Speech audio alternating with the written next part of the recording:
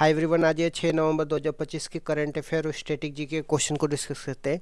So let's get started without any further delay. Question number 1 से start करते हैं। WJPP rule of index 2025 की बात करते हैं। भारत की रैंक 86वां स्थान है।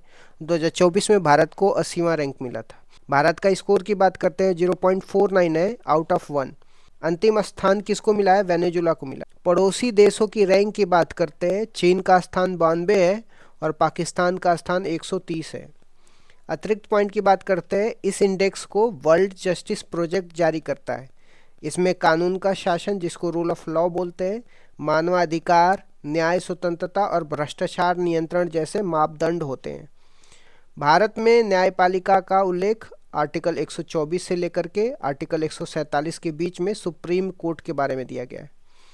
आ जाते हैं क्वेश्चन नंबर सेकेंड में ग्रैंड इजिप्टियन म्यूजियम से संबंधित है। इसका उद्घाटन अभी हुआ है, मिस्र के शहर काहिरा में हुआ है। मिस्र को इजिप्ट बोलते हैं, तो ये भी ध्यान रखिएगा।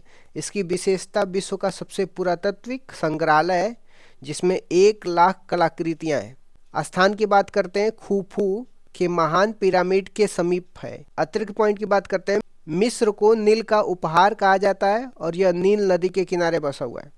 स्वेज नहर भूमध्य सागर को लाल सागर से जोड़ता है, ये भी पॉइंट आपको ध्यान में रखना है। प्राचीन मिस्र की सभ्यता विश्व की सबसे प्राचीन सभ्यता में से एक है, इस पॉइंट को भी आपको ध्यान रखना है। क्वेश्चन नंबर 3 में आ जाते हैं। पीढ़ीगत धूम्रपान प्रतिबंध कानून जनरेशनल स्मोकिंग बैन से संबंधित है। किस देश ने स्टार्ट करी है? मालदीव ने स्टार्ट करी है। पहला ऐसा देश है जिसमें पीढ़ी आधारित प्रतिबंध लागू किया गया है। अतिरिक्त पॉइंट की बात करते हैं। मालदीव की राजधानी माले है और यह एशिया का सबसे छोटा देश है, क्षेत्रफल व जनसंख्या दोनों में। मालदीव जलवायु परिवर्तन से सबसे अधिक प्रभावित देशों में से एक है, ये भी पॉइंट आपको ध्यान में रखना। क्वेश्चन नंबर 4 में आ जाते हैं। पैट्रियोट एयर डिफेंस सिस्टम से संबंधित है। इसके निर्माता कौन है? अमेरिका है और जर्मनी इसका प्रदान करता है। जर्मनी ने यूक्रेन को पैट्रियोट एयर डिफेंस सिस्टम दिया है। इसको बनाया किसने? अमेरिका ने इसको बनाया है। उद्देश्य क्या है इसका? रूस के मिसाइल और ड्रोन हमलों से रक्षा करने के लिए जर्मनी ने यूक्रेन को पैट्रियोट एयर डिफेंस सिस्टम दिया है। ये पैट्रियोट एयर डिफेंस सिस्टम किसने बनाया? अमेरिका ने बनाया, ये भी पॉइंट ध्यान रखिएगा। अतिरिक्त पॉइंट की बात करते हैं। यह सरफेस टू एयर मिसाइल प्रणाली है। भारत में समान प्रणाली की बात करते हैं, जिसमें भारत के डिफेंस सिस्टम में कौन से आएंगे? आकाश आएगा, S-400 ट्रायम्फ्स आ जाएंगे, QR-SAM आएंगे। यूक्रेन युद्ध की बात करते हैं, 2022 से चल रहा है और रूस द्वारा आक्रमण किया गया है यूक्रेन पे, तो ये भी ध्यान रखना है। क्वेश्चन नंबर 5 में आ जाते हैं। बासवान द्वारा रचित मुगल लघु चित्रकला से संबंधित है। चित्रकार कौन है? बासवान है, अकबर कालीन, और इसकी नीलामी हुई है। कहाँ पे? लंदन में हुई है। इसकी मूल्य की बात करते हैं, $13.6 मिलियन में इसकी नीलामी हुई है। विषय की बात करते हैं, चीतों का परिवार से संबंधित है। बासवान और दसवंत दोनों अकबर के दरबार में प्रमुख चित्रकार थे। जहांगीर काल की बात करते हैं। मुगल चित्रकला का स्वर्ण युग माना जाता है जहांगीर काल को। मुगल लघु चित्रकला फारसी, भारतीय और यूरोपीय कला का मिश्रण है। क्वेश्चन नंबर 6 में आ जाते हैं। PM डिवाइन योजना से संबंधित है। इसकी घोषणा की बात करते हैं। केंद्रीय बजट 2022-23 में इसकी घोषणा हुई थी और इसका उद्देश्य क्या है? PM डिवाइन योजना का उद्देश्य जो है पूर्वोत्तर राज्यों का विकास करना है। मेघालय में सोहरा पर्यटन सर्किट की आधारशिला रखी गई है। अतिरिक्त पॉइंट की बात करते हैं। यह योजना ministry of development and north eastern region द्वारा चलाई जाती है। इसमें सड़क, स्वास्थ्य, शिक्षा, कृषि आदि क्षेत्रों में निवेश किया जाएगा। सोहरा चेरापूंजी की बात करते हैं। विश्व के सबसे अधिक वर्षा वाले क्षेत्र में से एक है। नेक्स्ट पॉइंट पे आ जाते हैं। क्वेश्चन नंबर 7 पे आ जाते हैं। सामाजिक विकास का दूसरा विश्व शिखर सम्मेलन कहाँ पे हुआ है? तो यह स्थान सामाजिक विकास का दूसरा विश्व शिखर सम्मेलन से संबंधित है। यह कहाँ पे हुआ है? दोहा, कतर में हुआ है। पहला सम्मेलन कब हुआ था? 1995 में कोपेनहेगन में हुआ था। मुख्य विषय की बात करते हैं तो गरीबी उन्मूलन, रोजगार, सामाजिक समावेशन इसका मुख्य विषय है। भारत के प्रतिनिधित्व की बात करते हैं तो मनसुख मंडाविया ने भारत का प्रतिनिधित्व किए थे। अतिरिक्त पॉइंट की बात करते हैं। यह सम्मेलन संयुक्त राष्ट्र, जिसको UN बोलते हैं, उसके तत्वाधान में आयोजित होता है। 1995 सम्मेलन के बाद सामाजिक विकास एजेंडा 2030 तैयार हुआ। और कतर की राजधानी की बात करते हैं। कतर की राजधानी दोहा है। 2022 में फीफा वर्ल्ड कप यहीं पे हुआ था, ये भी पॉइंट आपको ध्यान रखना है। क्वेश्चन नंबर 8 में आ जाते हैं। सामिया सुलू हसन से संबंधित है। यह तंजानिया देश के राष्ट्रपति बने हैं। इनका दूसरा कार्यकाल स्टार्ट हुआ है।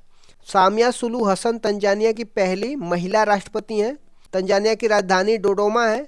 और वाणिज्यिक नगर की बात करते हैं तो दार एस सलाम है।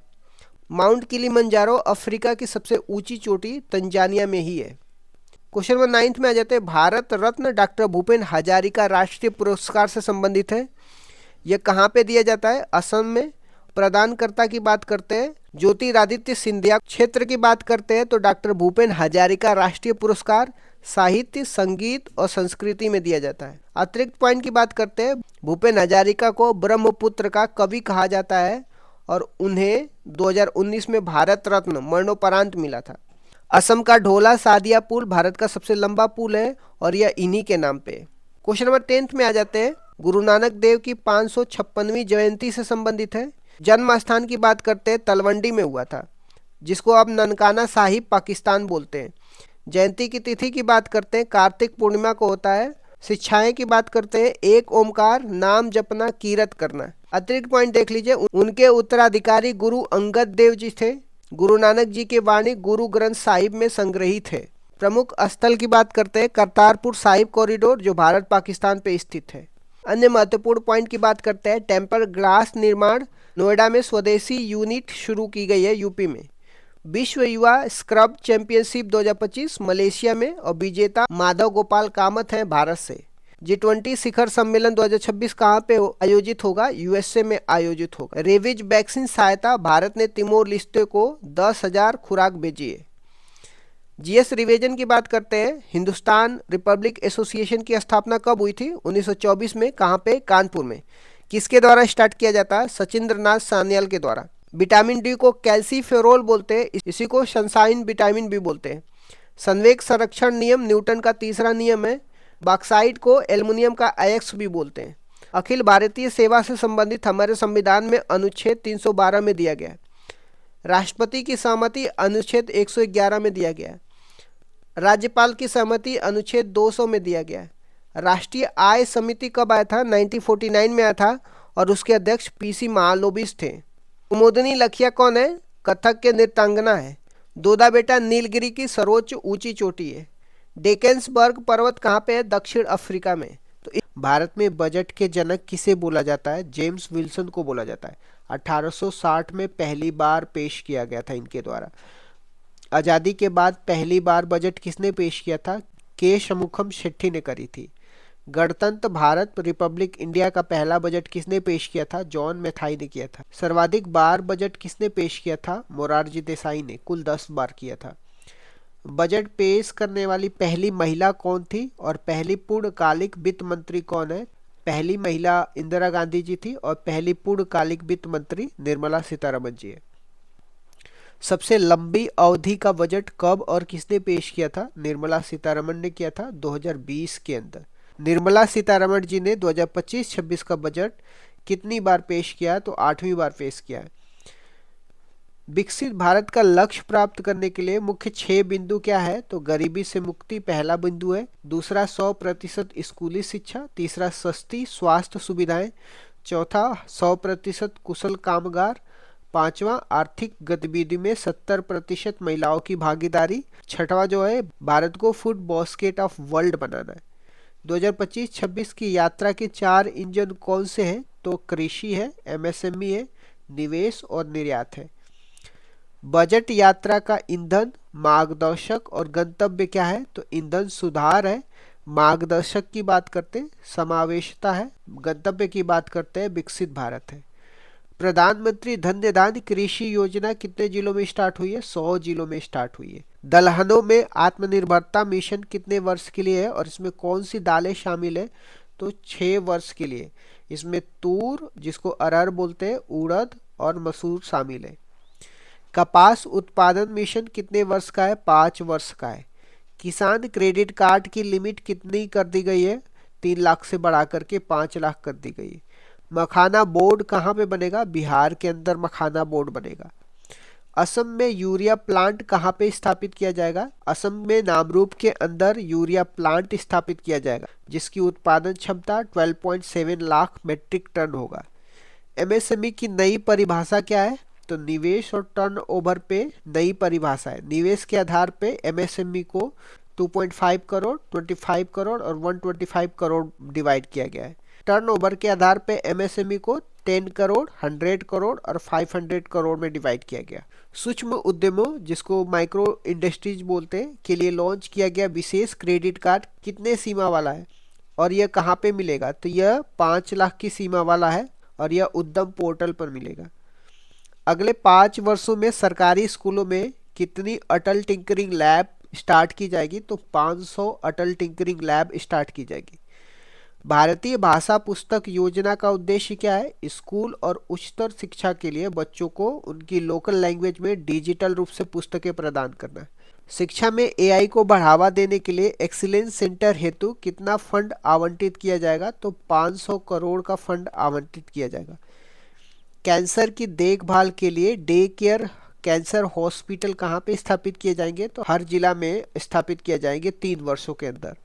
जल जीवन मिशन को कब तक के लिए एक्सटेंडेड कर दिया गया? तो 2028 तक के लिए एक्सटेंडेड कर दिया गया। सामुद्रिक विकास निधि में सरकार कितना पैसा देगी? तो 49% पैसे देगी। इंश्योरेंस सेक्टर, जिसको बीमा सेक्टर बोलते हैं, में एफडीआई की लिमिट कितनी कर दी गई है? तो पहले 74% थी, इसको बढ़ा करके 100% कर दिया गया है। वित्तीय वर्ष 2024-25 और 2025-26 के लिए राजकोषीय घाटा कितना रहने का अनुमान है? तो 2024-25 के लिए 4.8%, 2025-26 के लिए 4.4% रहने का अनुमान है।